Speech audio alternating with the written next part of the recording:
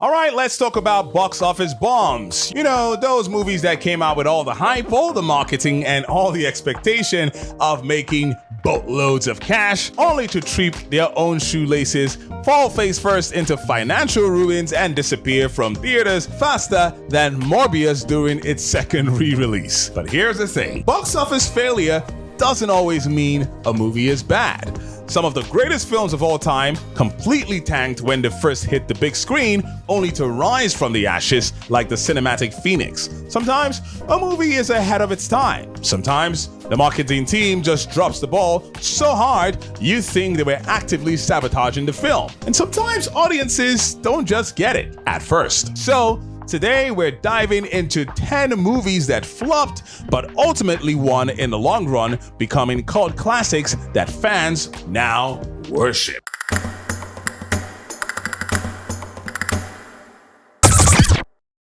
Scott Pilgrim vs. the World. Edgar Wright, the mad genius behind Shaun of the Dead, brought us this absolute banger of a movie. A hyper-stylized video game-inspired romantic action comedy that felt like a comic book come to life. Sounds awesome, right? Well, apparently, audiences in 2010 weren't ready for it. The movie crashed at the box office, grossing $49.3 million on a budget of $85 million, losing Universal a boatload of cash. But then, the internet happened. The film found a second life through home video, memes, and die-hard fans who kept spreading the gospel of Scott Pilgrim. Now, it's a beloved cult classic with a Netflix anime series on the way. Moral of the story, never underestimate the power of nerds with an internet connection. The Big Lebowski. Despite its lukewarm reception, The Big Lebowski slowly built a cult following through home video, DVD sales, and college dorm rooms filled with aspiring dudes quoting, "That's just like your opinion, man." Fans dissected its labyrinthine plot, which, spoiler alert, doesn't actually matter, fell in love with Walter's unhinged rants, and adopted the dude's laid-back philosophy, man, as a legitimate way of life. By the mid-2000s, it had transcended cinema, morphing into a full-blown movement, complete with dedicated Reddit threads, philosophy books, Dudism is real, people, and a rabid fan base that treats The Big Lebowski like the Rocky Horror Picture Show, with fewer fishnets and more white Russians. And speaking of white Russians, let's take a moment to appreciate the fact that this movie single-handedly boosted the sales of Kahlua. That's the power of the dude.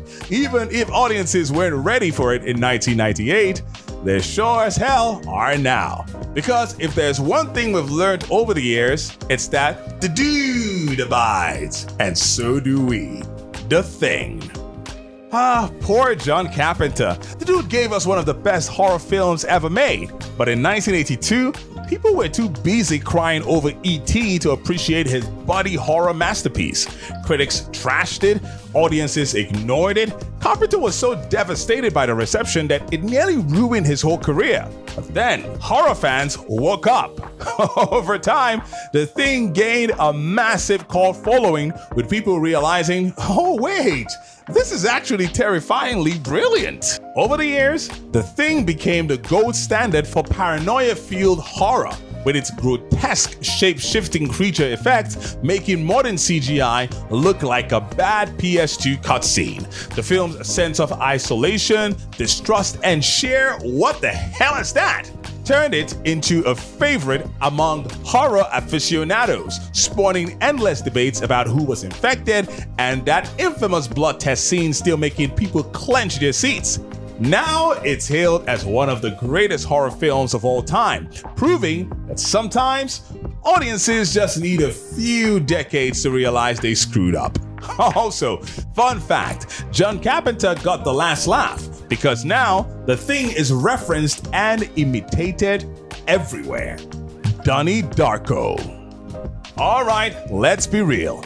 Donnie Darko was not gonna be an easy sell. It's trippy, confusing, and features a giant nightmare-fueled rabbit. The film barely made a dent in theaters, pulling only $7.5 million, thanks to zero marketing and an unfortunate release right after 9/11. But once it hit DVD, it became the go-to film for college students, stoners, and people who love debating time travel paradoxes at 3 a.m. If you've ever met a guy that says, "Dude, you just don't get it," about a movie, there's an 87% chance he's talking about Donnie Darko. Plus, let's not forget that soundtrack. If you hear Mad World and don't immediately picture Jake Gyllenhaal looking existential in a hoodie, are you even a Donnie Darko fan? Fight Club. Fight Club, the movie that made dudes everywhere miss the entire point. Fox completely botched the marketing for this movie, selling it like it was WWE meets The Matrix. The result? Fight Club flopped, and the critics hated it. But then, the DVD release hit, and suddenly everyone was quoting Tyler Durden like he was the second coming of philosophy. Now, it's one of the most dissected films ever, and if you haven't seen it, well, you know the rules. You don't talk about Fight Club. Yeah, that worked out well. The Iron Giant. In a world where even the Rugrats movie made $114 million, how did The Iron Giant, one of the most heartfelt, beautifully animated films ever, completely faceplant at the box office? Simple.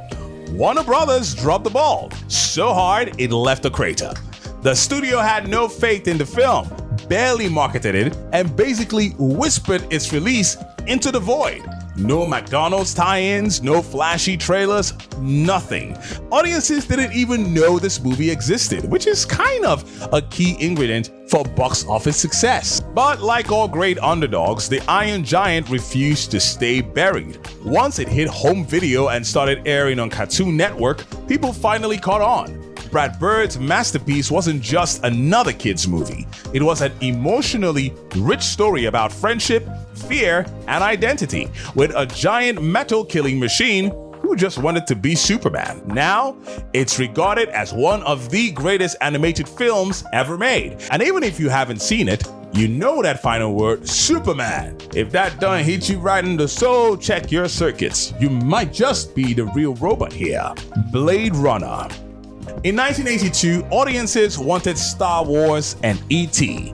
Fun, optimistic sci-fi. Instead, Ridley Scott dropped Blade Runner, a slow-burning, neo-noir drenched in rain, existential dread, and deep philosophical questions about what it means to be human.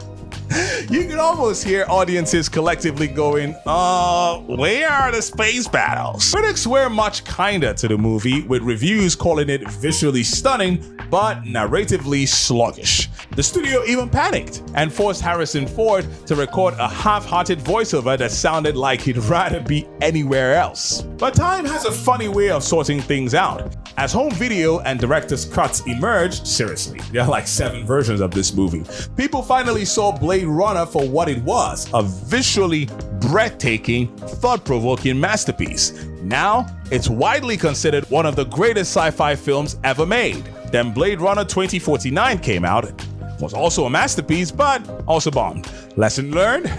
Some sci-fi is just too smart for general audiences, or maybe people just like their robots more obvious. Children of Men. Alright, let's talk about Children of Men, a brutal, dystopian, absolutely phenomenal film that got completely ignored when it hit theaters.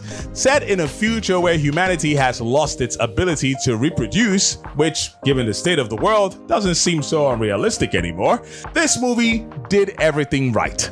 Gripping performances, masterful direction from Alfonso Cuarón, and some of the most intense single-shot sequences ever put on film. So, why did it flop? Maybe people weren't in the mood for a gut punch of a movie during the holidays. This movie was actually released on Christmas Day in the US. Merry, depressing future to all. Maybe the marketing just sucked. Or maybe it was just too smart for its own good. Who knows?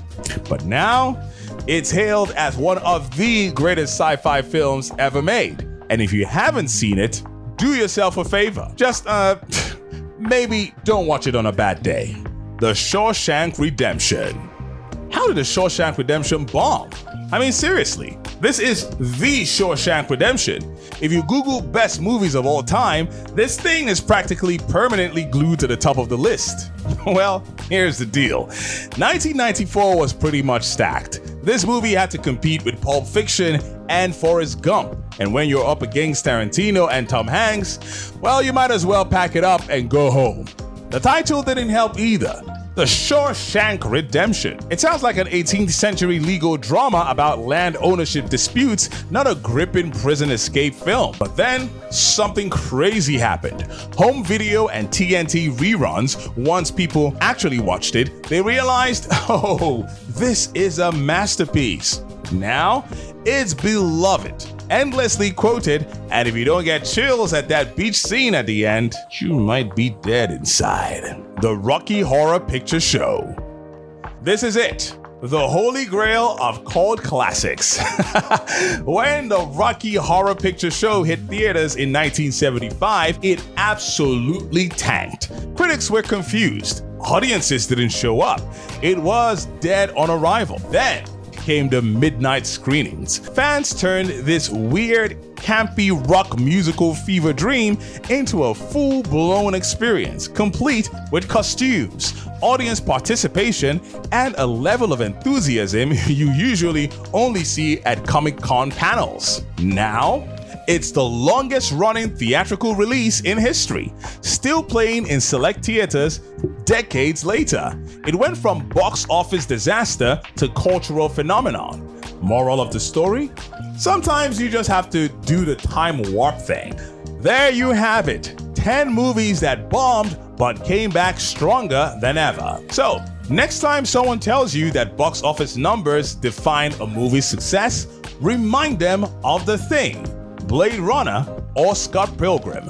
A flop today might just be a classic tomorrow. If you enjoyed this, please don't forget to hit that like button, and please do share and subscribe to Muveematic, and let me know your favorite cult classic movie in the comment section. Till next time, go see yourself a great movie. Peace.